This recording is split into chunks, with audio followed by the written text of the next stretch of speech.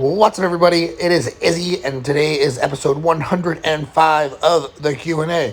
But before we get into the first question of the day, if you like the Q&A, go ahead and hit that like button. Remember, the likes and the comments definitely do help with the algorithm, and it's a great way to support the channel without costing you a penny. Is it a good idea to cheat reps a little bit to smoothen out the resistance profile of an exercise? Is that a thing?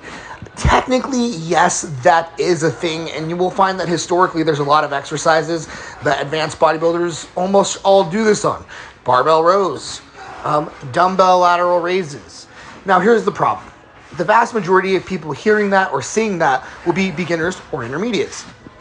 And the vast majority of beginners and intermediates struggle to standardize exercises normally without momentum. So imagine them trying to standardize exercises with significant momentum. Instead of actually being able to progress, what happens is they just progressively cheat. And that makes standardization and tracking very difficult. Another problem that it introduces is lack of eccentric control. In order to control the eccentric after you throw something short, you have to stop that momentum and catch it before you can then lower the weight under control. And the vast majority of time I see anybody doing typical cheat exercises like cheat curls, cheat lateral raises, cheat rows, they throw it short and then they catch it at the bottom after the entire eccentric has already been completely dropped through.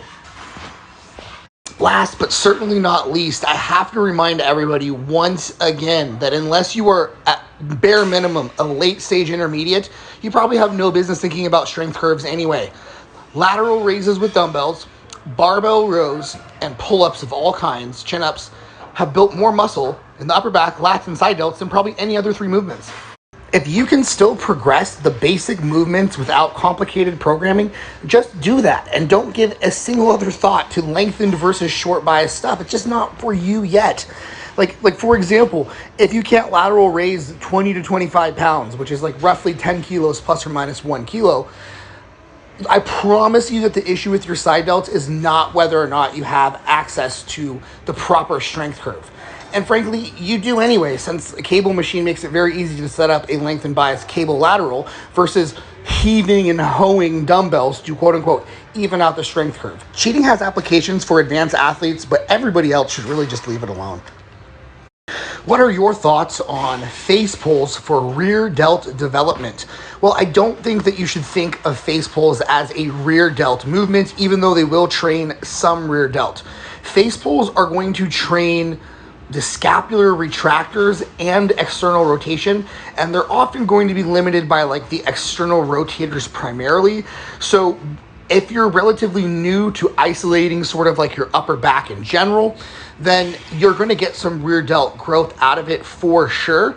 But you just have to keep in mind that you're also getting a lot of rhomboids, you're getting some traps, and you are, of course, training those external rotators, which is why powerlifters, for example, use them during their bench sessions to help balance out some of the internal rotation effects from that benching exercise. I only know the names of the famous strength programs for linear progression. Can you name some of the proven hypertrophy-based linear progressions? So I can and I will, but man, don't overthink this.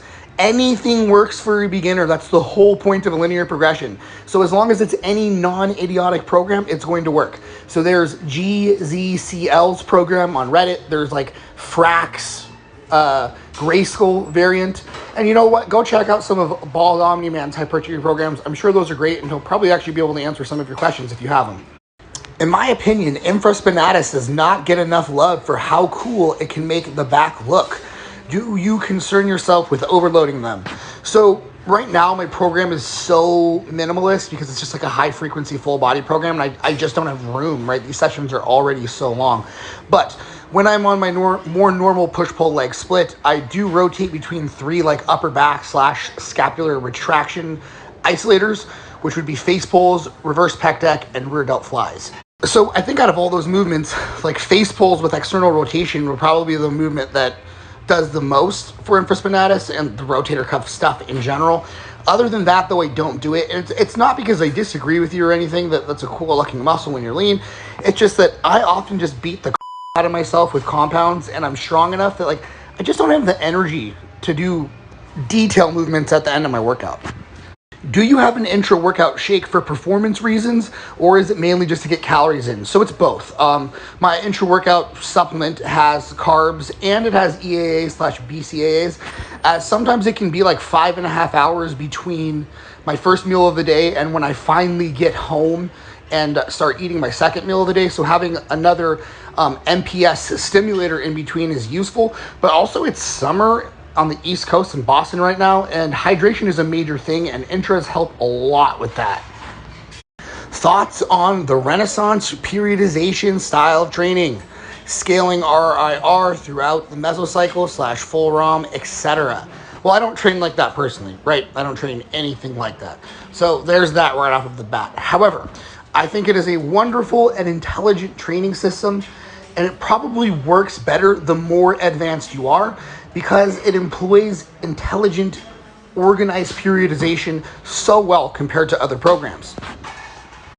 So the issue with RP style programming to me actually has nothing to do with the program. It just has to do with the way that your average beginner and intermediate who uses that program, and really that ideology, because it's more than a program, it's like a way of thinking about training.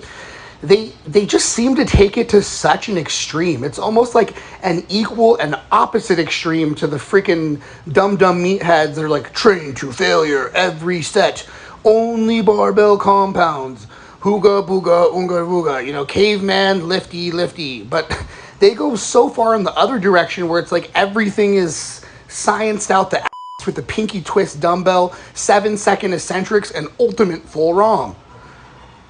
I'm going to put this in the most succinct way that I can. And again, this is not a criticism of Dr. Mike or the advanced lifters that often execute that program so well. I just seem to see it creating a lot of what I want to call reverse ego lifting, where people are more attached to perfect technique and doing things perfectly in terms of their programming and periodization than they are actually like making progress and adding pounds to their lifts. And I often see like really young lifters in terms of training age, like focusing on doing squats with like a 25 per side on the Smith machine, with just exaggerating every single aspect of their technique and just not progressing well, because again, they become more attached to doing things correctly than actually getting results. So again, while I see a lot of advanced athletes absolutely crushing it on that program, man, I just seem to see like such a huge misapplication of principles like SFR by the beginners and relative intermediates that use it, using techniques to reduce absolute loads way before they need to, obsessing around the idea that you should use the lightest load possible while still getting a training effect. I just don't like the mentality that it produces in a lot of people, because at the end of the day, progressive overload is the single most important variable in training. Not periodization, not full ROM, not anything else. You have to get strong to get good results. And the faster that you can get strong with a reasonable technique, the faster those results are going to come. I would rather have A+ strength progression with C+ technique than A+ technique with C+ strength progression. Which one is going to give you more results? The strength progression. Now, obviously make both as good as possible, but that's where I'm at with it. When you're a beginner or a relative intermediate and you haven't had trouble with injuries or, just being massively under recovered from the basic movements, you really should just keep your programming much, much simpler. Worry more about progression instead of the exact RPE or RIR. Don't mandate deloads every certain number of weeks, and don't feel like you have to use these really exaggerated techniques with super long range of motion that nobody else uses and eccentrics that are borderline too slow. If you just do the basics and make your lifts look a lot like everybody else's, you will find that you're able to progress faster. And that's not an accident. That's because that's what works, which is why everyone else does it that way. So in my experience, you're going to be a lot happier with your rate of progression if you focus on progression and keeping things simple. Save the advanced tricks and the advanced periodization and the super SFR improving techniques for when you actually need them, because if you do that, it will be a revolution at that time. When you use them early, I think it slows down your progress. I really do. Anyway, that's the end of episode 105 today, everybody. So if you enjoyed the Q&A, please like the video when it comes out on YouTube. If you'd like to become a more substantial supporter of the Q&A, I'll put a link to Patreon here, and you can do so for $1 a month. If you'd like to work with me directly for coaching, DM me on Instagram or look for my email in the description box. If you want to check out my ebooks, you can find a link in my bio on Instagram or in the description box on YouTube. So again, that is all for today. Enjoy the rest of your weekend. Have a good one, everybody. Bye-bye.